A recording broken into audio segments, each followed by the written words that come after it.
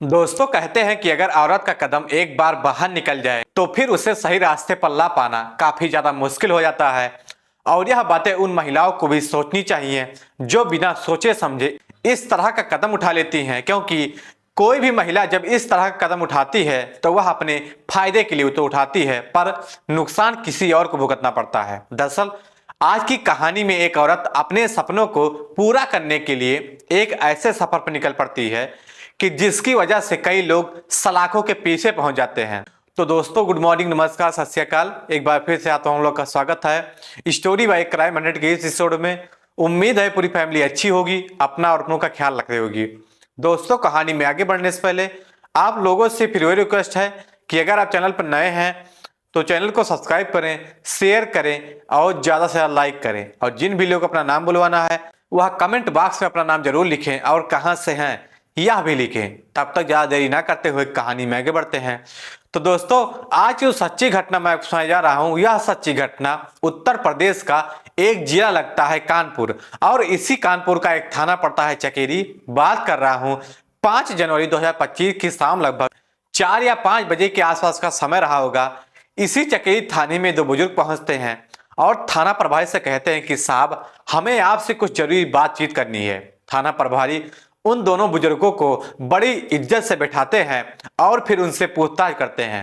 उन्हीं में से एक व्यक्ति थाना प्रभारी को जवाब देते हुए कहता है कि साहब पहले आप वादा कीजिए कि जो भी बातें हम लोग आपको बता रहे हैं हमारा नाम गोपनीय रखा जाएगा। वह बूढ़ा व्यक्ति जब इस तरह की बातें थाना प्रभारी से कहता है तो इसे सुनने के बाद थाना प्रभारी को भी बड़ा ज्यादा अजीब सा लगता है। थाना प्रभारी थोड़ी देर तक सोच विचार करने के बाद कहते हैं कि ठीक है, आप लोग जो कहने आए हैं, जो कुछ बताने आए हैं वह बताइए। मैं आप लोगों से वादा करता हूं कि आप लोगों का नाम गोपनीय रखा जाएगा। तभी उन्हीं में से एक व्यक्ति थाना प्रभारी को जवाब देते हुए कहता है कि साहब हम लोग श्याम नगर के रहने वाले हैं। दरअसल जहां पर हम लोगों का मकान है बगल में एक और भी मकान है, जिस मकान के मालिक का नाम विजय सिंह होता है, लेकिन विजय सिंह उस मकान में नहीं रहता है, बल्कि उस मकान को विजय ने किसी को किराए पर दे रखा है, जिसमें एक महिला और एक पुरुष रहा करते हैं। लेकिन उस घर के अंदर ऐसी ऐसी महिलाएं और ऐसे ऐसे पुरुष आते हैं जिन्हें देख करके लगता है कि शायद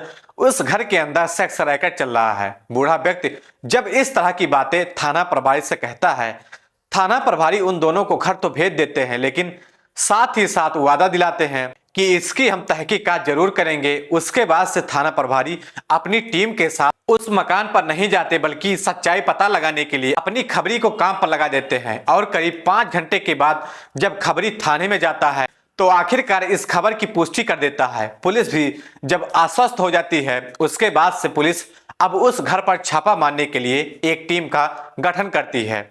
और 5 जनवरी को ही रात के लगभग 10 या 11 बजे के आसपास का समय रहा होगा, पुलिस अपनी टीम के साथ श्याम नगर इलाके में जाती है और विजय सिंह के मकान पर छापा मारती है। हालांकि पुलिस जब घर के अंदर छापा मारती है और थाना प्रभारी जब एक कमरे में एंट्री करते हैं तो कमरे के अंदर का नजारा देखकर खुद थाना प्रभारी भी शर्मा जाते हैं, क्योंकि कमरे के अंदर एक महिला और एक पुरुष आपत्तिजनक स्थिति में थे। थाना प्रभारी जब बगल वाले कमरे में जाते हैं और देखते हैं कि उसमें भी 2 महिलाएं बैठी हुई हैं जो सज संवर करके किसी का इंतजार कर रही थी। वह दोनों महिलाएं जब पुलिस को देखती हैं तो वहां से भागने की कोशिश करती हैं, लेकिन पुलिस उन्हें पकड़ लेती है। दरअसल पुलिस जब इस मकान पर छापा मारती है तो वहां से 6 महिलाओं के साथ साथ 2 पुरुष और एक कस्टमर को गिरफ्तार करती है। पुलिस जब इन सबको लेकर के थाने में जाती है और जब इन सब से इनका नाम पूछताछ करती है और साथ ही साथ इनके काम के बारे में पूछताछ करती है, तो आखिरकार उनमें से एक महिला अपना नाम तो बताती है, साथ ही साथ अपनी सच्चाई भी कबूल कर लेती है। दरअसल उस महिला का नाम सुनीता और उसके पति का नाम देवेंद्र शुक्ला होता है।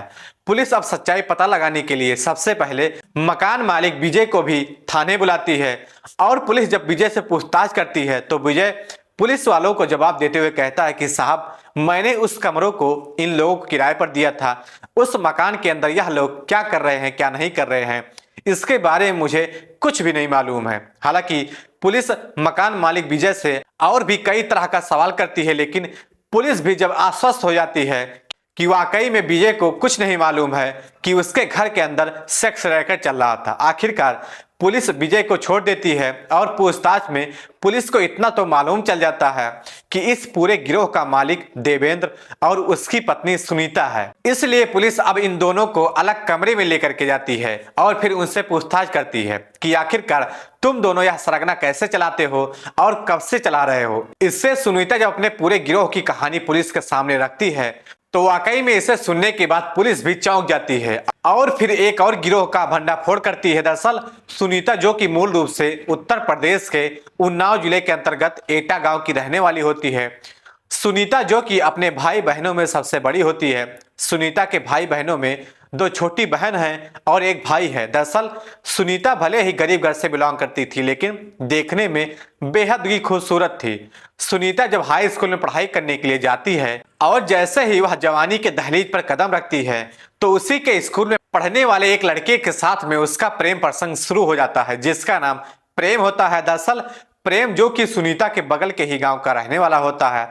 सुनीता और प्रेम के बीच में जब प्रेम प्रसंग शुरू होता है, दोनों एक दूसरे से बातचीत ही नहीं करते, बल्कि जब भी मौका मिलता है एक दूसरे से मुलाकात भी कर लेते हैं। लेकिन सुनीता का जब प्रेम के साथ में प्यार मोहब्बत शुरू होता है तो सुनीता के जीवन में सिर्फ प्रेम ही नहीं होता, बल्कि सुनीता ना जाने और कई सारे बॉयफ्रेंड बना लेती है। हालांकि जब सुनीता इस रास्ते पर चल पड़ती है, इस बात की जानकारी उसके पिता को मालूम चल जाती है, क्योंकि सुनीता जिस रास्ते पर चलती है इसका प्रभाव उसकी दोनों बहनों के ऊपर भी पड़ जाती है, जिनमें से एक का नाम सोनी और दूसरी का नाम रागनी होता है। दरअसल सोनी और रागनी भी, जो कि अपनी बहन के बनाए हुए रास्ते पर चल पड़ती हैं। सुनीता के पिता को जब सारी सच्चाई मालूम चलता है, अपनी बेटी को वह काफी समझाने की कोशिश करते हैं, लेकिन सुनीता अपने पिता की एक बात मानने के लिए तैयार नहीं होती है। सुनीता के पिता जब देखते हैं कि मेरा घर बर्बाद हो गया है, होने वाला है, आखिरकार अब अपनी बेटी की शादी करने के लिए एक लड़के का तलाश करना शुरू कर देते हैं। और जब अपनी बेटी की शादी करने के लिए रिश्तेदारों से बातचीत करते हैं तो एक रिश्तेदार के माध्यम से देवेंद्र शुक्ला के बारे में मालूम चलता है। दरअसल देवेंद्र शुक्ला, जो कि उन्नाव जिले के अंतर्गत ही चमनगंज गांव का रहने वाला होता है। देवेंद्र के पिता का नाम विजय शुक्ला था। दरअसल देवेंद्र भी अपने तीनों भाइयों में सबसे बड़ा था, पढ़ा लिखा भी था, पर उसके पास कोई रोजगार नहीं था और ना ही वह खेती किसानी का काम करता है। इधर सुनीता के पिता जब देवेंद्र को देखता है तो वह जानते हुए भी कि देवेंद्र कोई नौकरी नहीं कर रहा है, अपनी बेटी की शादी देवेंद्र से करा देता है। सुनीता भी जब शादी करके अपने ससुराल में जाती है तो खूबसूरत पत्नी पाकर देवेंद्र ही खुश नहीं होता, बल्कि देवेंद्र के माता पिता भी काफी ज्यादा खुश होते हैं। उनकी बहू वाकई में काफी ज्यादा खूबसूरत है, लेकिन सुनीता अपने पति से खुश नहीं होती है, क्योंकि वाकई में देवेंद्र ना तो कोई काम धंधा करता है और ना ही थोड़ा बहुत पैसा भी कमाता था, जिसकी वजह से सुनीता जब ससुराल में जाती है कुछ ही दिन के बाद उसके पति के साथ झगड़े तकरार होना शुरू हो जाता है और झगड़े तकरार इस प्रकार से आगे बढ़ जाता है। उसके बाद से अब सुनीता अपने ससुराल वालों की एक भी बात नहीं सुनती है। दरअसल सुनीता जब शादी करके अपने ससुराल में चली जाती है तो शादी के बाद भी सुनीता जब वापस अपने गांव में आती है तो अपने पुराने आशिकों से मिलना जुलना शुरू कर देती है और इस बात की जानकारी सुनीता के ससुराल वालों को मालूम चल जाता है। हालांकि सुनीता के ससुराल वालों को जब मालूम चलता है, सुनीता को काफी ज्यादा समझाने की कोशिश करते हैं, लेकिन सुनीता ना तो अपने ससुराल वालों की बात मानती है और ना ही वह अपने पति का ही ख्याल करती है। हालांकि सुनीता के ससुराल वाले जब उसे डराने की कोशिश करते हैं तो वह सुनीता उल्टा ही अपने ससुराल वालों को धमकी देने लगती है। दरअसल सुनीता अपने ससुराल वालों को धमकी देते हुए कहती है कि जैसे मैं अपनी जिंदगी जी रही हूं, अगर मुझे उस तरीके से नहीं चलने दोगे तो मैं आप लोगों के ऊपर दहेज उत्पीड़न का केस दर्ज करा दूंगी, जिसकी वजह से तुम लोगों को जेल तो जाना ही पड़ेगा। इज्जत की जो भी धज्जियां उड़ेंगी सो अलग उड़ेंगी। इसलिए डर करके भी देवेंद्र भी अपनी पत्नी को कुछ भी नहीं बोलता है और आखिरकार सुनीता को उसके हाल पर छोड़ देता है। देवेंद्र भले ही अपनी पत्नी के ऊपर दबाव नहीं डालता है, लेकिन देवेंद्र के माता पिता सुनीता को अपने घर से निकाल देते हैं, जिसकी वजह से सुनीता अपने पति को लेकर के कानपुर शहर चली जाती है और फिर किदवई नगर इलाके में किराए का कमरा लेकर के पति और पत्नी दोनों एक साथ ही रहने लगते हैं। किदवई नगर के इलाके में जब किराए का कमरा ले लेते हैं, इसके बाद से देवेंद्र भी एक प्राइवेट कंपनी में नौकरी करने लगता है और फिर सुनीता भी एक छोटी सी नौकरी में लग जाती है। लेकिन सुनीता जब नौकरी करना शुरू करती है, उस नौकरी से उसे ज्यादा पैसा नहीं मिल पाता है और मेहनत भी काफी ज्यादा होती है, जिसकी वजह से अब सुनीता कम समय में ज्यादा पैसा कमाने के लिए कोई दूसरी नौकरी ढूंढना शुरू कर देती है। और जब दूसरी नौकरी की तलाश करना शुरू करती है तो इसी तलाश के दौरान सुनीता सेक्स रैकेट में आ जाती है और फिर वह देह व्यापार के धंधे में उतर जाती है। क्योंकि सुनीता जवान तो थी ही, खूबसूरत भी थी। जब देह व्यापार के धंधे में उतरती है तो वह कम ही समय में अच्छा खासा पैसा कमा लेती है और जब कुछ साल का समय गुजरता है सुनीता एक बच्चे को जन्म भी देती है। लेकिन जब देह व्यापार के धंधे में उतरती है और जब सुनीता सारा गुण सीख लेती है, उसके बाद से देह व्यापार का धंधा छोड़ने के बाद अपना खुद का रैकेट बना लेती है और जब अपना खुद का रैकेट बना लेती है उसके बाद से उन्हीं सारी लड़कियों को अपने रैकेट में शामिल कर लेती है और फिर नई लड़कियों को अपने रैकेट में लाने के लिए खास करके उन जैसी लड़कियों को टारगेट करना शुरू कर देती है जो या तो मजबूर हो या फिर गरीब हो या फिर नौकरी ढूंढ रही हो।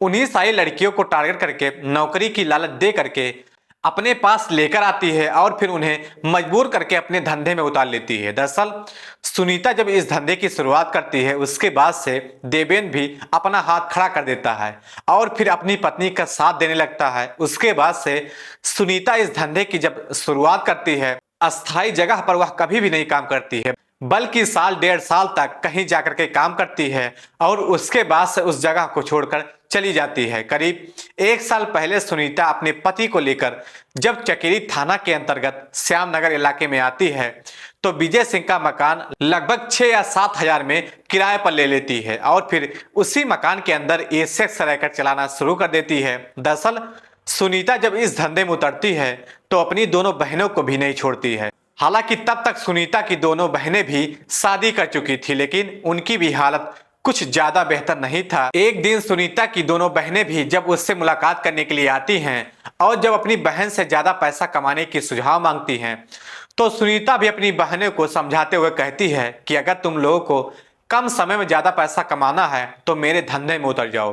हालांकि सुनीता जो देह व्यापार का धंधा चला रही थी इस बारे में उसकी दोनों बहनों को मालूम था नहीं, इसलिए सुनीता की दोनों बहनें जब उससे पूछती हैं कि आखिरकार तुम काम कौन सा करती हो, सुनीता अपनी बहनों को साफ साफ बता देती है और जब पैसे की लालच देती है तो आखिरकार सुनीता की दोनों बहनें भी अपने पति को लेकर के इस धंधे में उतर जाती हैं। दरअसल 5 जनवरी को रात के करीब 10 या 11 बजे के आसपास का समय रहा होगा।